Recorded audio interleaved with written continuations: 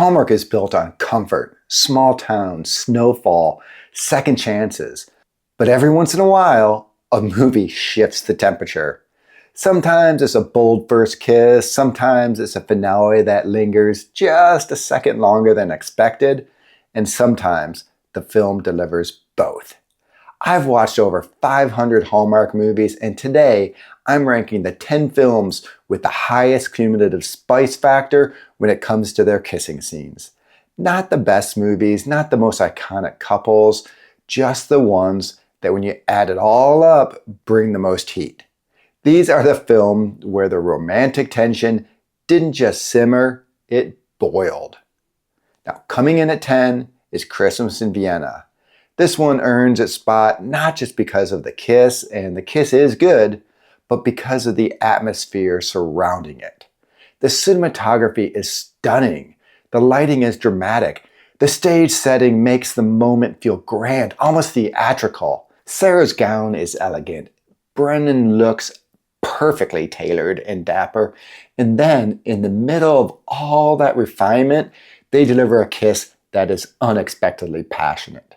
It's not, chaotic heat, it's controlled heat, and just bold enough to make you raise your eyebrow.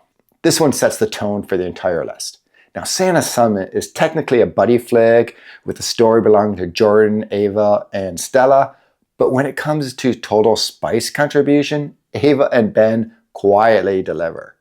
Amy Groening brings this beautiful mix of sweetness and vulnerability.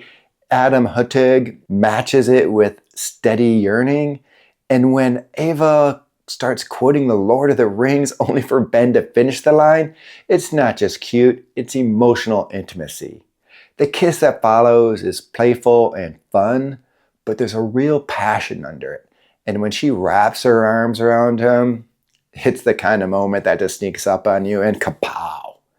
You don't expect it to hit that hard, but it does. And that's exactly why it made this list.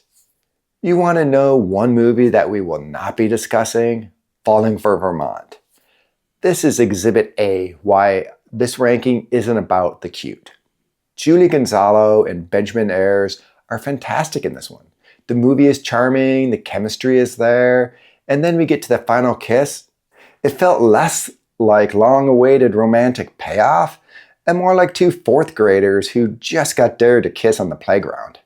I mean, I swear Chris McNally was standing just off camera and all the heat just evaporated. An adorable movie? Sure. Spicy? Absolutely not.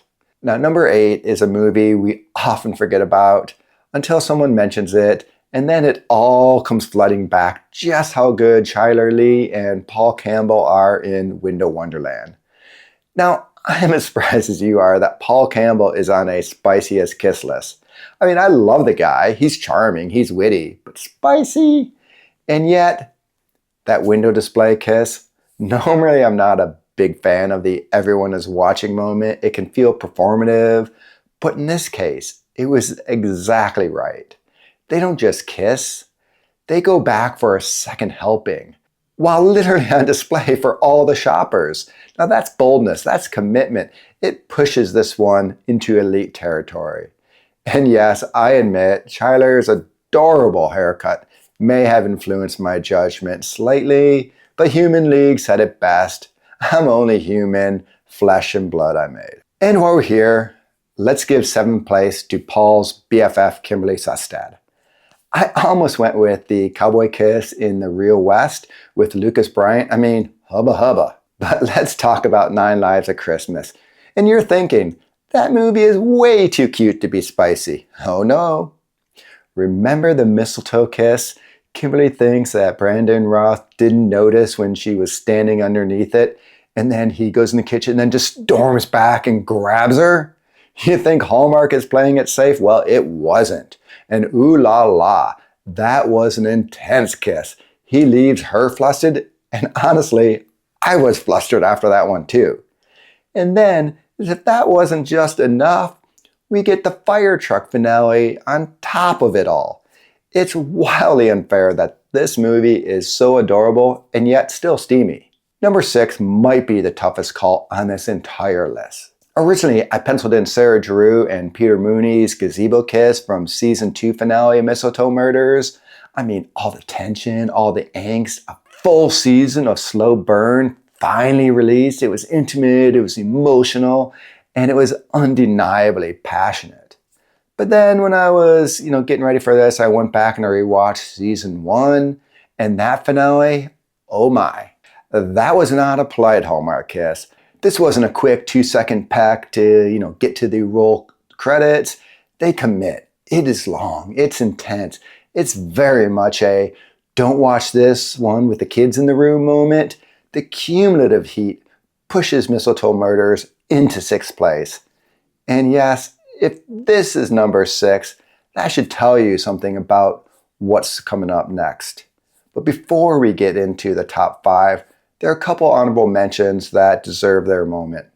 Can you believe Lachlan kissing Cora after rescuing her from the lake didn't crack the top 10? That was dramatic, heroic, and it was heated. And it still didn't make the cut. That's just how strong this list is.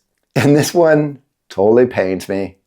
I'm not exactly known for being a card-carrying member of the Danica McKellar fan club, but I can't deny it. That kiss at the end of Crown for Christmas with Rupert Penry Jones, we can debate the performance all you want, but in that moment, I have to admit, she delivered. The top half begins with Rachel Boston and Andrew Walker in Adventures in Love and Birding. This movie gives us the full spectrum. On the surface, it's a cute, playful, fake dating story, and then out of nowhere, that bowling alley kiss. I mean, Andrew steps in to sell the facade to Rachel's coworkers, and instead of a safe, simple peck, we get raw passion. It's bold, it's physical, it feels almost unscripted. This is not your standard Hallmark, hey, let's pretend like we're kissing. It was real. And then the finale swings the pendulum the other way. Soft, tender, earnest. You get heat and heart in the same film. That combination is what pushed this one into the top 5. Number 4 goes to another Andrew Walker entry, this time opposite Ariel Kebbel in A Bride for Christmas. And let's be honest, that first kiss, it's all Ariel. At the dog rescue, she finally sees who he really is, and she does not hesitate. She lunges, it's decisive, it's hungry. Andrew is basically holding on for his dear life. It's one of the most aggressive first kisses Hallmark has ever allowed. And then the finale proves it wasn't just a fluke.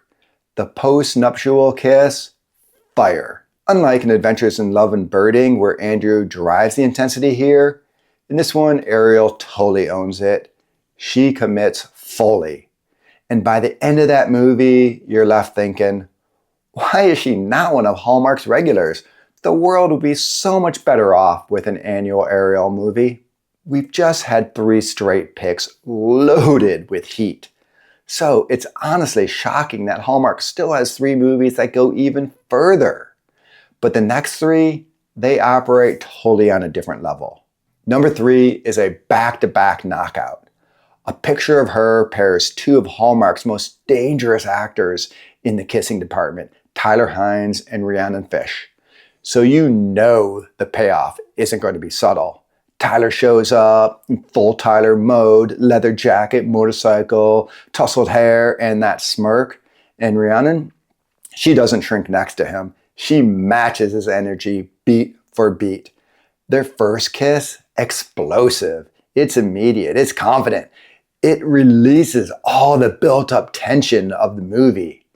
And then, just as you're catching your breath, they go back in.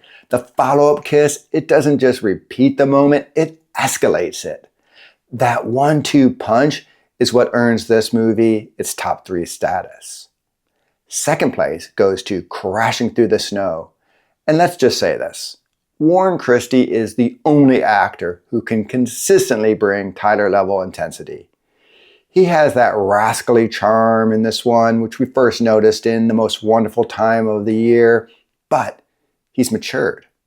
And Amy Acker, she has the perfect counterbalance to him. Now tell me, how often do we get a hot tub kiss in a Hallmark movie? Exactly. The scene alone would have been enough to make the list. It's steamy, literally steamy. without being gratuitous. You feel the tension, the restraint, their slow surrender. And then the finale, it shifts gears. Where the hot tub scene was bold and heated, and the finale kiss, it's intimate, it's close, it's intentional, it's almost quiet.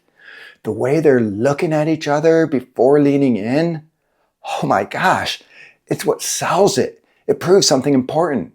Tenderness can be just as powerful as intensity. And honestly, if you haven't seen this movie, you need to. Not, for the kisses, sure, but Amy Acker belting out Christmas rapping is one of the most feel-good Hallmark moments, right up there with the silent disco scene in the Santa Summit. Now you're wondering who's taking the crown. Well, it's an easy pick. Catch Me If You Claus. Italia Ricci, she doesn't lean in. She climbs across the front seat of that car, straddles Luke McFarlane. That has never happened in a Hallmark movie before. The physicality of that moment is what separates this kiss from every other one on this list. It's aggressive, it's urgent, it's undeniably sexy.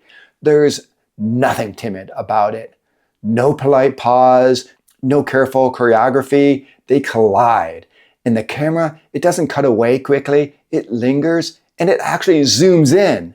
It feels more like something you'd expect to see in Bridgerton or something, not a traditional Hallmark Christmas film.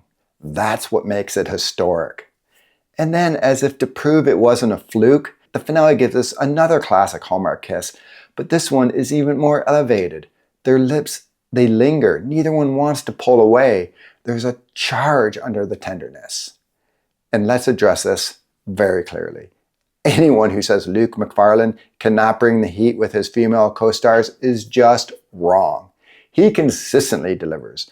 But in Catch Me If You Claus, this is the one. This is the boldest, most physical, most daring kiss Hallmark has ever aired. And that is why it takes the crown. Okay, how many of you made it through that entire countdown without pausing at least once to catch your breath? Be honest. Well, each of these movies is different. Every single one delivers more romantic intensity than Hallmark usually dares to give us. And I know lists like this are subjective, so now it's your turn. What did I miss? Which one did I rank too high? Which one should have been ranked higher? Let's hear it. Go light up the comments. And if you enjoyed this countdown, I've got another one I think you are going to love. After you drop your take below, click the video right here and keep the fun going. Until next time, happy Hallmarking. This podcast was created by fans for fans and is not affiliated with or sponsored by Hallmark or the Hallmark Channel.